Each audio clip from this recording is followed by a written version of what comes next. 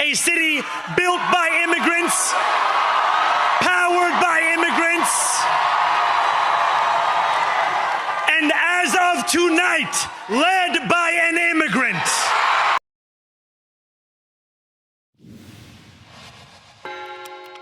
What's hidden at the foot of the Statue of Liberty? Although you can't see them from a distance, up close you can't miss them, a shackle and chains that rest at her huge feet. But did you know that the Statue of Liberty was originally derived from a statue of a peasant woman intended for the head of the Suez Canal? That idea was ultimately rejected by Egypt. So French artist Frédéric Bartholdi recycled it for a new client, and this time Lady Liberty would hold chains, thought to symbolize the legacy of slavery in the United States. But this raised concerns with some Americans who did not want the statue to open old wounds. Reluctantly, Bartholdi agreed that a tablet to represent the Declaration of Independence would be held prominently, but he didn't get rid of the chains altogether. Instead, he tucked them away, almost out of sight. And there they remain, what many people believe to be a symbol of America's enduring struggle for racial equality. Did you know a predominantly black community was displaced to build Central Park? Founded in 1825, this part of Central Park was once known as Seneca Village, and it was home to nearly 200 residents. German and Irish immigrants lived here too, but most were black. It was the largest community of free African-American landowners in pre-Civil War New York. By 1855, nearly half of them owned their own land. The village was a vibrant 40-acre community. They had a school, cemeteries, gardens, even voting rights. But in 1857, everything was torn down, all to create the Central Park we know today. That means that these villagers, who by that point had been learning to grow their own food and fostering their own community, were essentially forced to leave. Today, researchers are trying to piece together the puzzle, the story that was Seneca Village, and locate the descendants.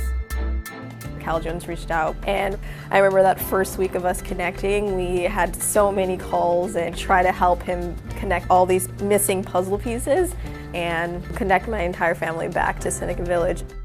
What's cool is that the park hasn't really changed all that much. And so visitors, when they come here, they can see the landscape that was Seneca Village here in the park today. It stretches from 82nd Street all the way to 89th Street, right here on the Upper West Side. You can follow signs like these around the park to learn more. And if you didn't know, now you know. For News 4 New York, I'm Kay Ingram. The myth is that Lincoln freed the slaves, but Lincoln says in 1860 and 1861, it is a lie and a slander that we have any intention to abolish slavery in the slave colonies of the South, in the slave states of the South. This is just a lie, he says. So why does it happen? Well, it happens because, as W.E.B. Du Bois puts it in his great book, Black Reconstruction from 1935, the slaves took matters into their own hands. 500,000 of them fled from the South, withdrew their labor from the Confederacy, found their way to Union lines. And Lincoln's generals are going, what do we do with these people? What's our policy? And initially the policy was return them to their masters. But they refused to go back. They came in such numbers that this wasn't viable. And a few of the more radical Republican generals said, I'm not returning them. They were defying Lincoln, but they were defying Lincoln because enslaved people were forcing the issue. And ultimately, 200,000 of these self-emancipated black men find their way into the Union Army and Navy. Women serve as cooks and as spies. We often forget that the great Harriet Tubman, who had led a series of raids to free family members and then to free non-kin fugitives, was the most accomplished spy for the Union Army.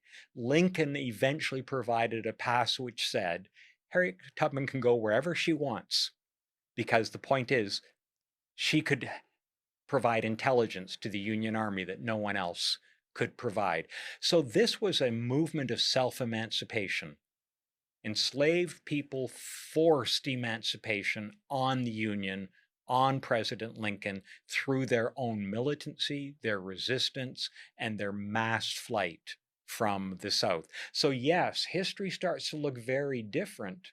And once again, we see the withdrawal of the labor of 500,000 people, both crippled the Confederacy.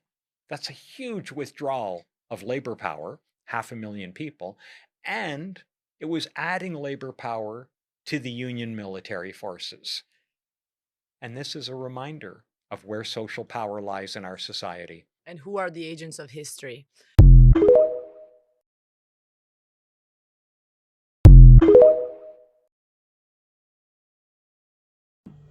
Yeah. So yeah, you see what it is. And I dedicate that little snippet, that little morsel, that little nugget of knowledge, that little piece of information for the new mayor of New York City, Zohran Mamdani, who claims that immigrants built this nation. Well, as you see, the Statue of Liberty clearly states that it was given to the United States from France as a gift and a reminder of how this country was started.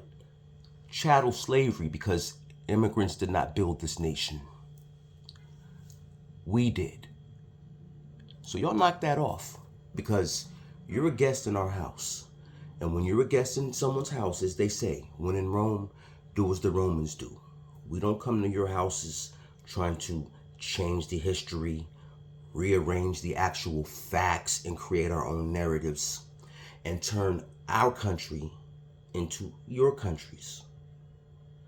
The disrespect really needs to stop, and we need to stop trying to rewrite history and then sit back and allow it because democratic nationalists say that it makes everyone feel better.